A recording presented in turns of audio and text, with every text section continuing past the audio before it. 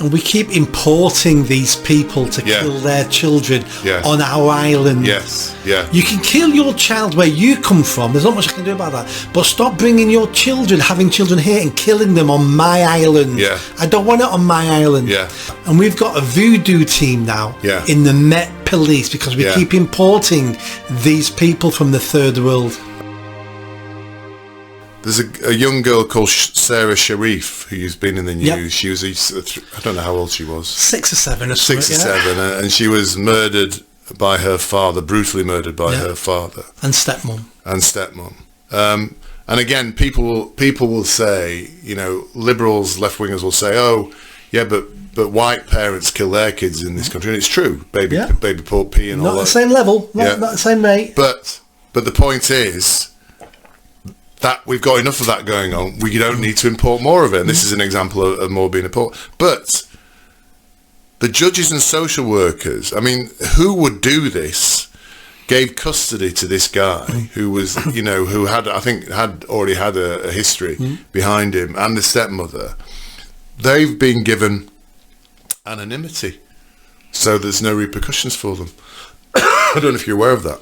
I'm not sure what you mean by anonymity because I know who both of them are. They've been in the press for weeks and months. What, the judges and social workers? Oh, no, sorry, I thought you meant the parents. Sorry, no, the person they're protecting, the government are now, again, they're protecting their own. Yeah. The judges and social workers who are actually involved in the decision to grant custody to this monster, they're being given now anonymity. So there can be no ramifications for them. No, they can't be blamed. No. I've got a different view on this because I've worked with social services. I've been involved in child protection over 20 years. We're never going to stop parents killing their children. Yeah. It's never going to get to zero because the last thing we want to do as society is take children off parents, because the outcome of children we take off parents is always worse than leaving them with the parents.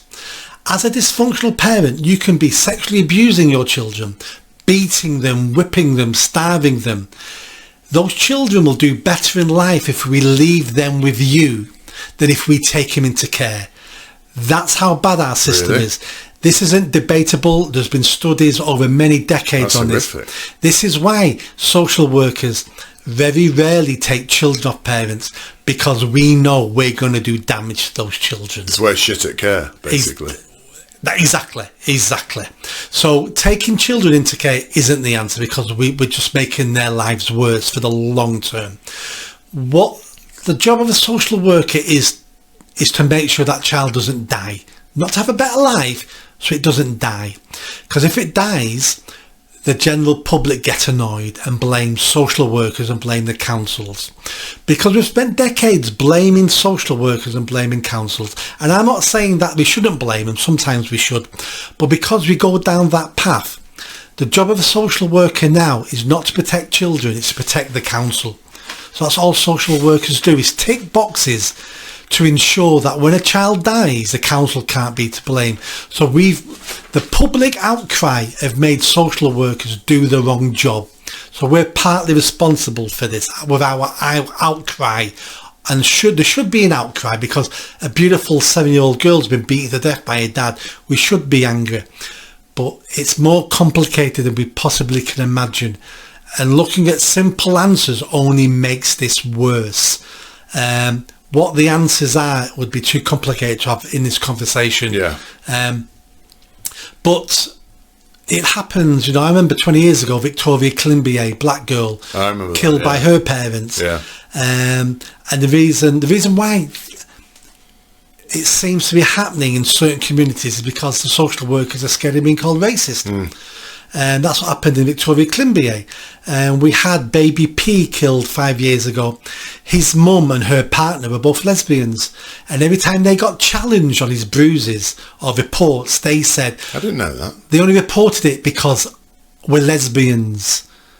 The grandparents of baby P, I think it was baby P, were reporting his abuse, and it went nowhere because the parents kept saying it's because we're lesbians. I don't think baby P's parents are lesbians. It must be maybe another case. It was a case. Roughly it might not have been baby P then. It was somewhere. I can picture the blonde hair, blue eyed. Yeah, that was him. Yeah.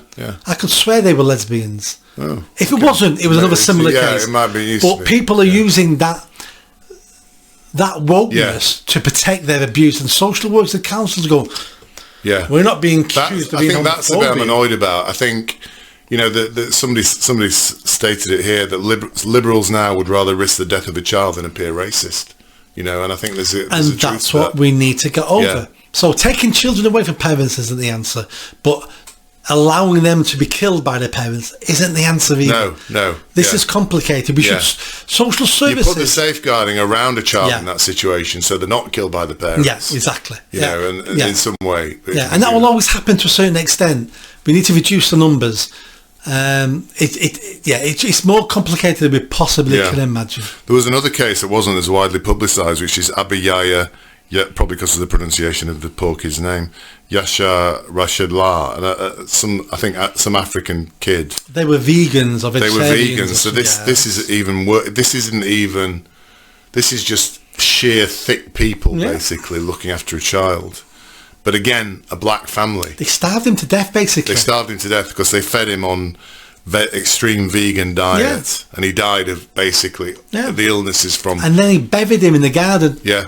He'd been buried for 2 years when they found him. And you can't help thinking now, as you do when you come across a black professional in law or in accountancy, was that child ignored, and was that allowed to happen because the parents were black? There's a suspicion there, isn't there? It's more than suspicion. I would say in many of the cases, the answer is yes, it was. Because it's almost like, you're feeding him this. Oh, well, culturally in our country. Oh, is it culturally over?